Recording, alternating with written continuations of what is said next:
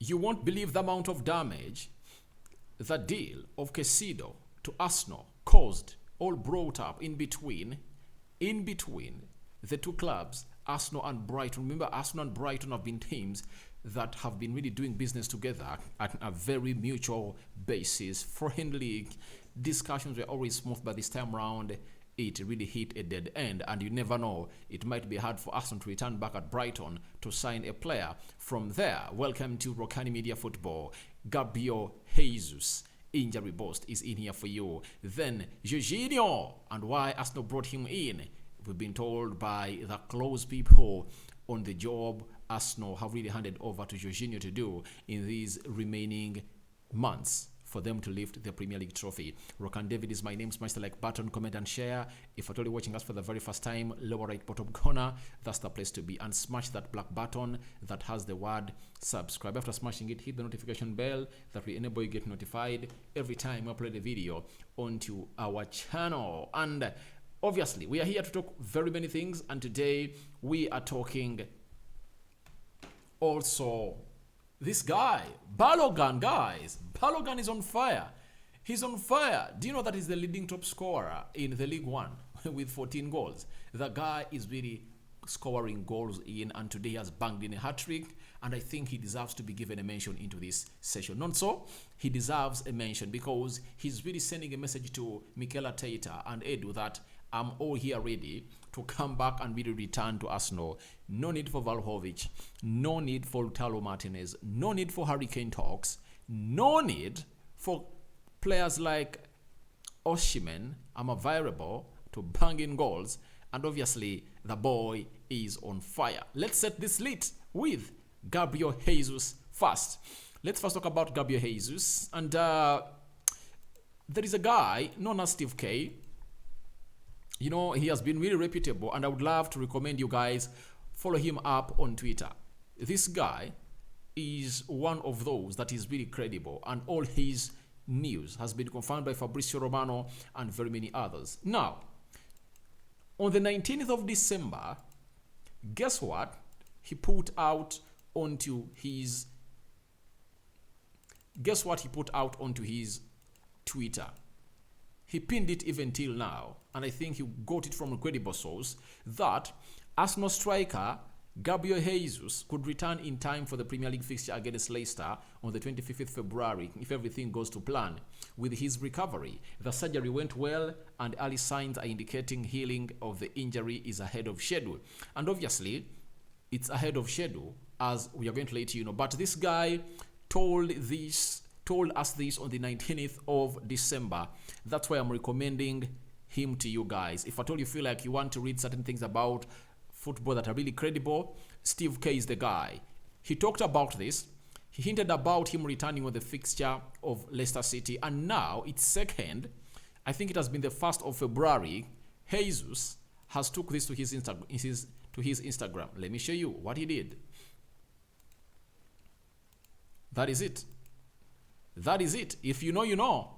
After 8 weeks, those are 2 months. Now, after 8 weeks, Jesus no longer has the kneecap. You get? He no longer have the sticks with him.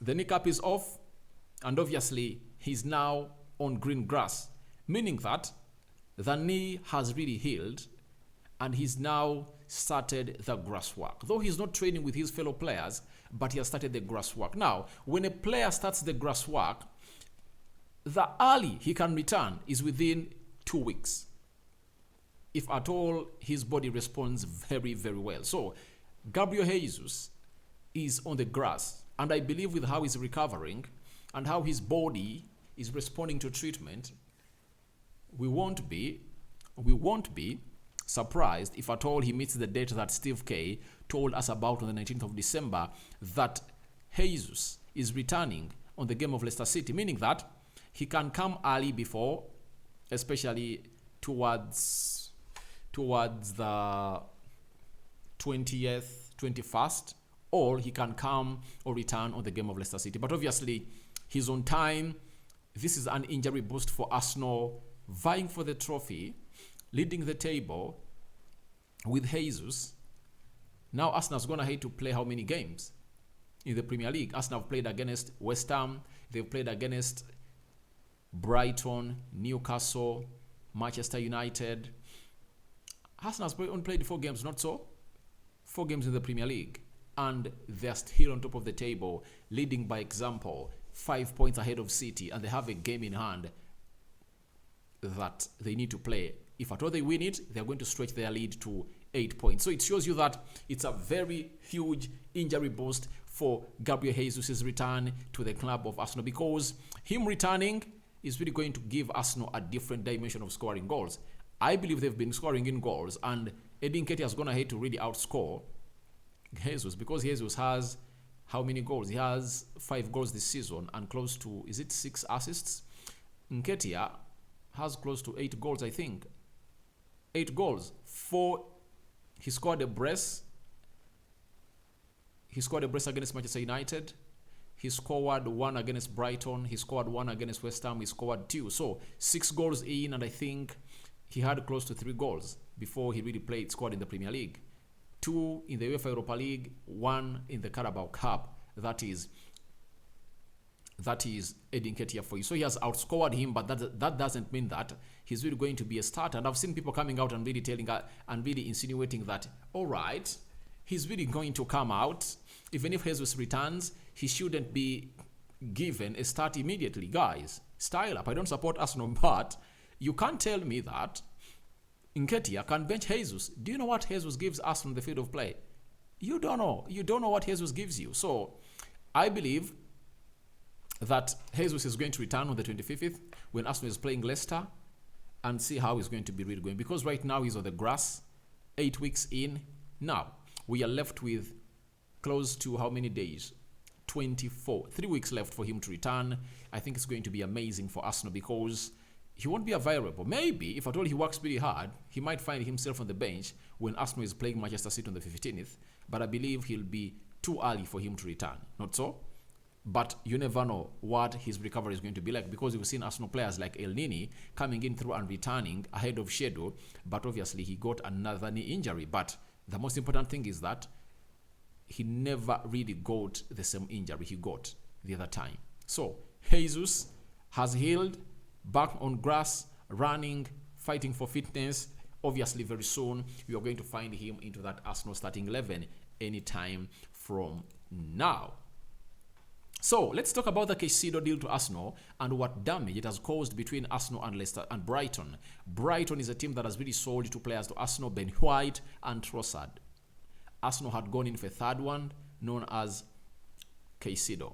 Now, let's see what the Athletic are really telling us about the deal of Caicedo and how it damaged the reputation or the relationship between Arsenal and the board of Brighton. Now, Brighton's co-owner and chairman, Tony Bloom, was insistent Moise Caicedo was not going anywhere.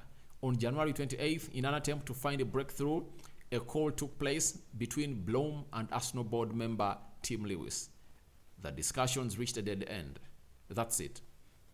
So, Tom Lewis, a board member of Arsenal, communicated with the owner of Brighton, Tony Bloom. He told him, we want Moise Caicedo. He told them the player is not for sale, and they maintained their stance on Arsenal's trying to pursue of Moise Caicedo. Then, this is where it got ugly. Nevertheless, Arsenal resolved to try again, and on January 29th, raised their offer to £65 million plus £5 million in add-ons. Brighton were perplexed and irritated.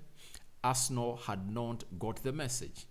The relationship between the clubs, which had been cordial, has been damaged, meaning that there is a relationship damage between Arsenal and Brighton, and we thought that maybe it had not reached this level. Why? The reason we are given that Arsenal never put in a third bid of £80 million. It's because they never wanted the relationship between them and Brighton to get damaged, because they knew that if you're not getting Moise Caicedo now, we might go all out for him in the summer and obviously have a very healthy and clean negotiation with Brighton. But as things stand, looks like the damage was caused. The damage was caused. It was caused, and today Caicedo has returned to the training of Brighton, confirmed by Jacobs Ben, one of the close people that I'm really respecting in this transfer window. He came to to most of us in the last summer of 2020, but he's really credible. That is Jacobs Ben. So Caicedo is really back into the training sessions of Brighton, but damage has been caused between Arsenal and Brighton. Now, where does this leave Arsenal? Arsenal is left in a situation of either abandoning Caicedo and going in for Declan Rice. But if you told me that Caicedo and Declan Rice, who is a better player, Caicedo is a better player. Better player. Why? He's 3-in-1.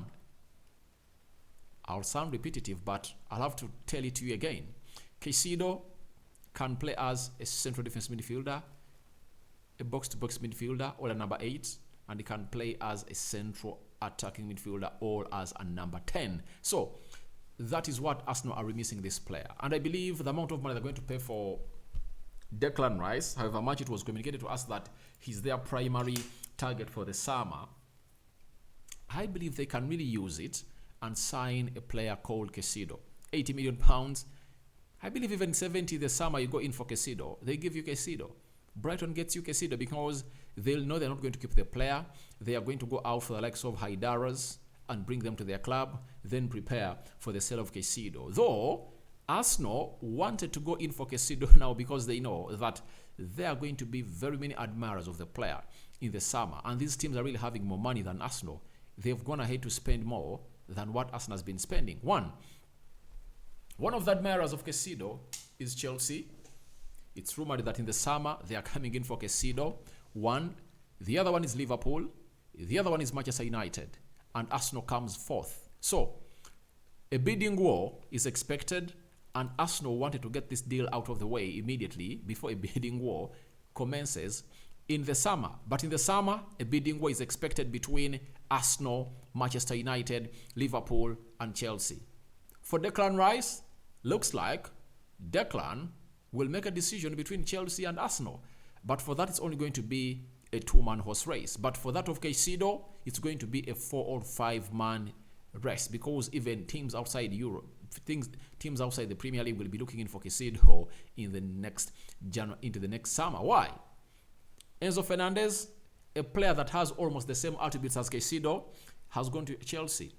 The other player to talk about that is good on the market is Jude Bellingham, but Jude Bellingham doesn't offer to you what Caicedo offers you.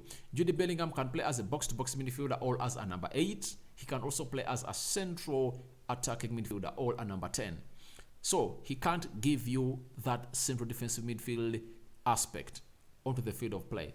So that's why that's why Arsenal wanted this deal to be gotten out of the way, because they know how much it's going to be hard for them to get Caicedo. And by the way, even Caicedo is annoyed because you never know the situation in between him and Arsenal has been damaged.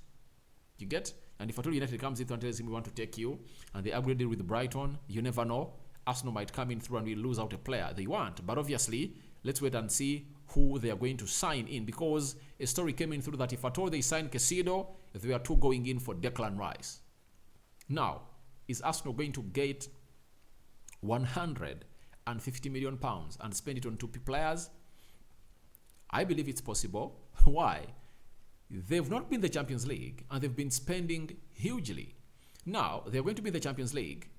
Why don't they go out and bring in Caicedo and Declan Rice, because there are going to be very many games for Arsenal to play. Now, you add Declan Rice, Caicedo to that Arsenal midfield of Jorginho, Partey, and Xhaka, you'll be having 5 players that can really offer to you different aspects altogether. So, with players like Partey, who really need to be rested sometimes to really help them recharge their batteries, for them not to get injured a lot, I believe you would have gotten better options. I think you can even play Jorginho, but does it make sense? Jorginho, Caicedo. I think for Jorginho, I think it makes sense. Do you know why? Jorginho's contract is going to run out in 18 months from now, meaning that after this summer, Arsenal will be letting even Jorginho to go out on a free, according to me, because I don't believe they are going to trigger his contract. His 1 year they've really put on the contract. You bring in Declan Rice and Caicedo, integrate them in that team very well, Arsenal becomes solid in that midfield, because I think Arteta is looking at winning the Champions League next season because he believes it's possible. You bring in Declan Rice and Caicedo in that midfield, oh my God, Arsenal would have gone ahead to really strengthen it more and more and more and more. Now, the Athletic has gone ahead and really told us about Jorginho and why Arsenal went in for this 31-year-old Italian player, but a Brazilian born. They've told us that in Jorginho, Arsenal feel they have signed a player who offers them quality, experience, and a winning mentality. His arrival was greeted with widespread positivity at London Colney. Now, there is something I want to hint on or add on this story to show you how Jorginho is important. I know very many Arsenal fans are really low because of this deal, but look at this aspect. Experience and a winning mentality. You've been having only 2 players added onto your team. That is Zinchenko and Jesus, who are really good at winning the Premier League, Carabao Cup and FA Cup. See how the mentality of players of Arsenal have changed. Zinchenko told us after the win of Arsenal against my team that I support, Manchester United, that when he came in told his fellow players that we are going in for the title. That's what he told them. So he set their minds ready. Now, those 2 have only won the Carabao Cup, FA Cup and the Premier League. Now, Jorginho is coming in through with another winning mentality of trophies that those 2 have not yet won. And he's a leader. He has been one of the captains of Chelsea. You get, I think he comes next to Azpilicueta and Thiago Silva. So, Jorginho has won the UEFA Europa League. Jorginho has won the Champions League. Jorginho has won the UEFA Euros 2020 at the Italian national team. He has the Super Cup. He has the World FIFA Club Cup. So, he has won trophies that Zinchenko and Jesus had not yet won. So, that experience and the winning mentality added to that squad is really sublime, and you have to go ahead and really give it a 5-finger salute for the Arsenal fan.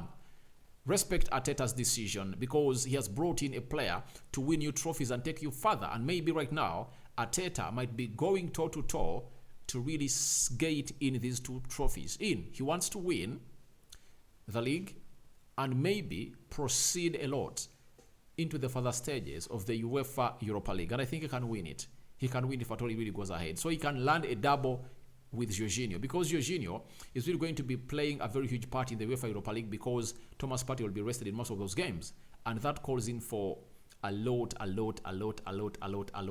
Jorginho to apply. But Arsenal brought him in for experience and winning mentality. That's why you saw to it that they really spread out that photo of Saka and Jorginho a lot on social media because they know how important this player is to Arsenal, especially his arrival being greeted with widespread positivity at London Colney. So the players really hold high respect for this guy known as Jorginho at a club known as Arsenal. So I confirm to you, Jorginho is going to outprove very many of you with effect from Saturday, the early kickoff. I believe Thomas Partey is not going to be rushed to return when Jorginho is here. Jorginho is going to make his debut for Arsenal, I think, on Saturday as Arsenal play away at Everton. So he's there to prove you wrong, and most of you will go ahead and really accept that Jorginho is really one of the midfielders that Arsenal really deserved to win the trophy. He's a short gap signing, I admit. If you tell me Caicedo coming in through ahead of Jorginho, I bring in Caicedo. But right now, if I cannot get in Caicedo, Jorginho is a right plaster on the wound. Not so? Then, I think certain players have good agents. You know, what shows how a good agent is? Getting a club where his client fits and really thrives and explodes and busts guys.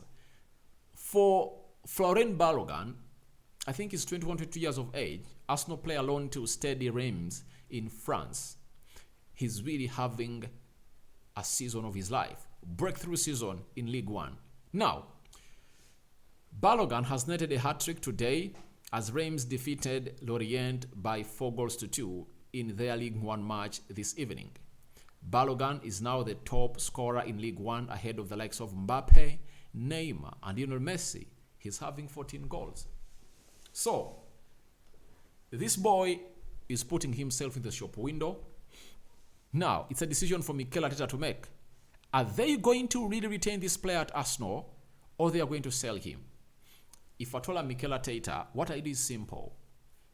I extend his loan at Reims for 1 more season. Then I extend his contract at Arsenal for like 2-3 years. He extends his contract at Arsenal. Then we see what we're going to do for him, because he's showing a lot of potential. He's firing in goals. One beauty about him, he's tailor-made for the Premier League. His physicality, unquestioned. Finishing, out of this world. Skill set, up there in the sky. Finishing, nowhere near